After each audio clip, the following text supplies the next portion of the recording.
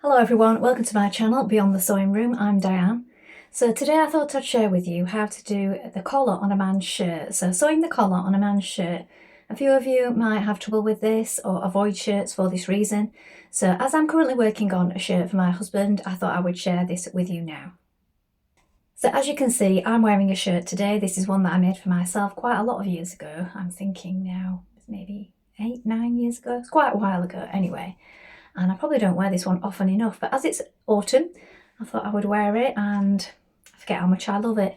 This one was from partially a pattern, partially self-drafted, so I altered quite a few things. I altered the collar on this one to make it smaller. A lot of shirt collars are rather big on me, being quite small around the neck. I've also changed the sleeve up, so we've got this little turn up rather than a full length sleeve, made it narrower, and it is shorter. Now, part of the reason it is shorter is not just fashion. I made it shorter because I only had a small amount of this fabric. This is actually a craft cotton. You can work with craft cotton sometimes, but it has to be something structured, generally like a shirt or something like that, or tailored like a skirt or jacket or something, because they don't tend to have any drape, being 100% cotton usually. So that's what I've used for this, and it has pockets, as you can see. So this is a favourite of mine. The one I'm making today for my husband is this one. So I've made this before, I've made it a few times, and I've made a few alterations in the past to this one. But today I'm just making the straightforward B version, and I'm showing you how to do the collar because that's the part that puts most people off. So let's get on with that. It's really easy, and I hope this is helpful. So a standard collar with collar and collar stand. So these are the pieces that you'll need. So you'll have 2 of this one, which is the collar band, and then 2 of this one, which is the actual collar part. You want to make sure that when you cut these out, you mark the centre point on both where it's folded. Always a good idea to do that, as well as these markings that are already on the pattern pieces, look. Make sure you mark all the other pattern markings as well, because they are really useful for lining everything up. So here's what we're going to do. We're going to take these pieces, and one piece of each, you're going to apply interfacing to it, like this. So we have interfacing on one side of each, and that usually goes to the underside of the collar. And the one that's not interfaced generally goes on the top. Now the point, which has these markings in, these notches each side, look. On this one, it's the one that goes to the band. And on this one, the rounded one, this is the one that attaches to your shirt neck here. So that's just something to note. So the first job, we're going to set this rounded one aside.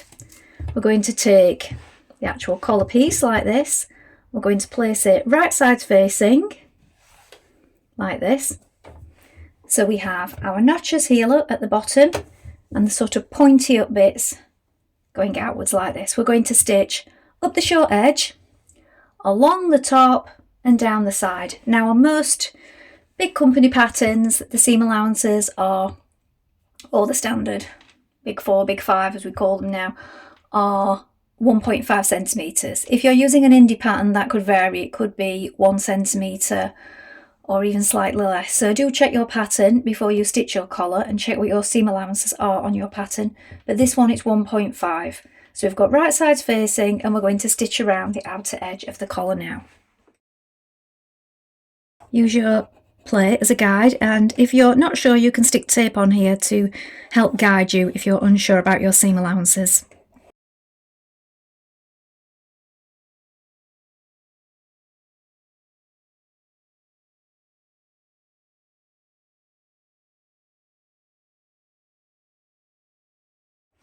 Now you can give it a little trim, cut across those corners, not too close.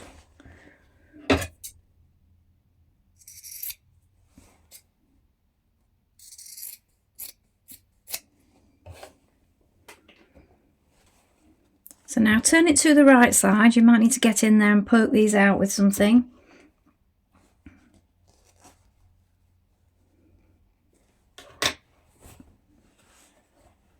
And now give that collar a press. Now you're going to top stitch around your collar.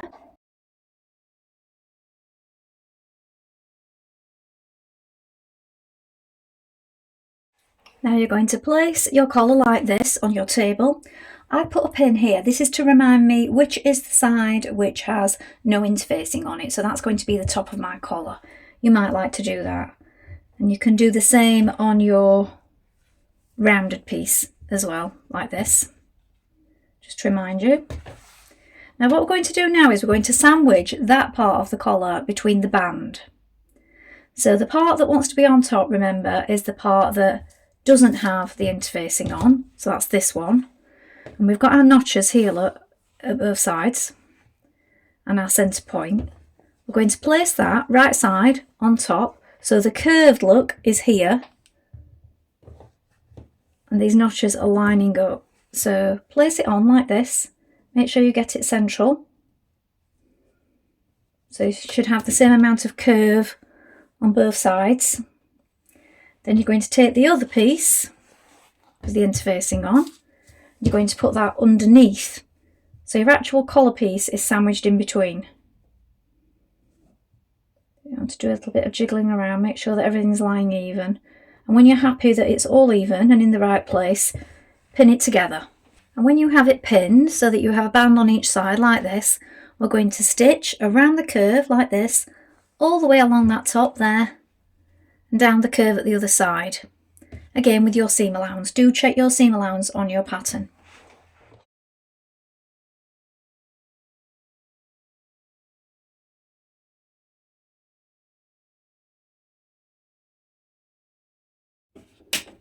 Again, give it a trim.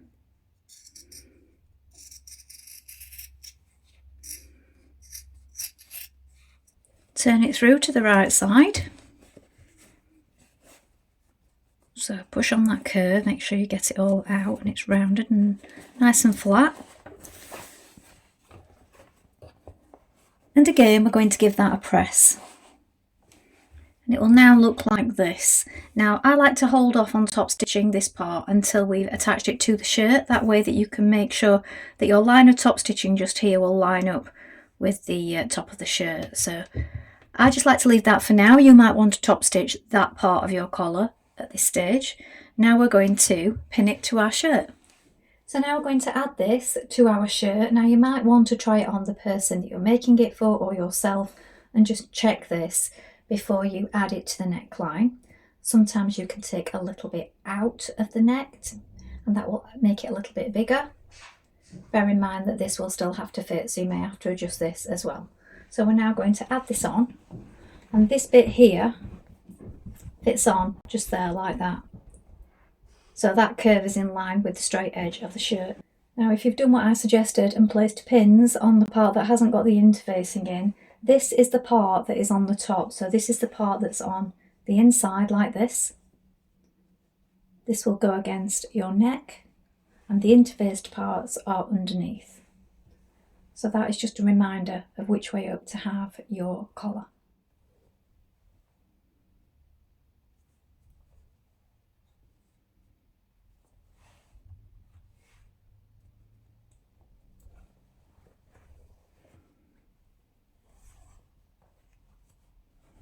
So it's all pinned in place. This one is left free, look.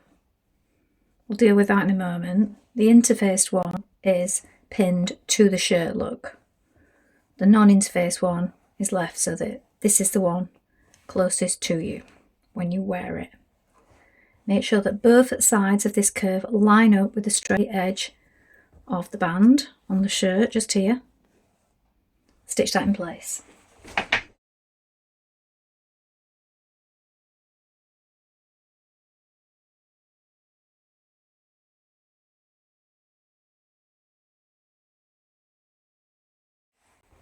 Now at this point you can take these two pins out that we're marking, which was the side with no interfacing in. Turn up this inside seam allowance on this inner band here, which we've not worked on yet. You can press it if you wish, press up the seam allowance, and also press the seam that we've just stitched up into the band. So we're folding it over, look, the seam that we've just stitched like this. We do that each side just here. Fold it up and pin it down. Now you can stitch it from the other side stitch all through the layers in the seam allowance here if you wish. But if you're new to doing collars, this might be a little bit tricky for you. So sometimes it's easier to just slip stitch with hand stitches this down on the inside. So I'll show you that in a moment. Just make sure that this is all neat and flat. So if you're going to stitch it by hand, what you want to do is you want to just catch in the stitch there, angle your needle that way, and just pull. So you're just making a small stitch and you're just pulling that band to the stitches of the seam that you've just made just there. Look, we do that all the way along, and if you do that neatly, it's quite neat and invisible. As I said, you can stitch it down on your machine if you wish, but this is just, it's easy and neat to do it this way. Now that you have your collar all stitched on like this, we're going to stitch around this part of the collar band here. So we've got top stitching here, we're going to stitch along here and down here. You can also stitch along this part if you wish, where we've just hand stitched it down.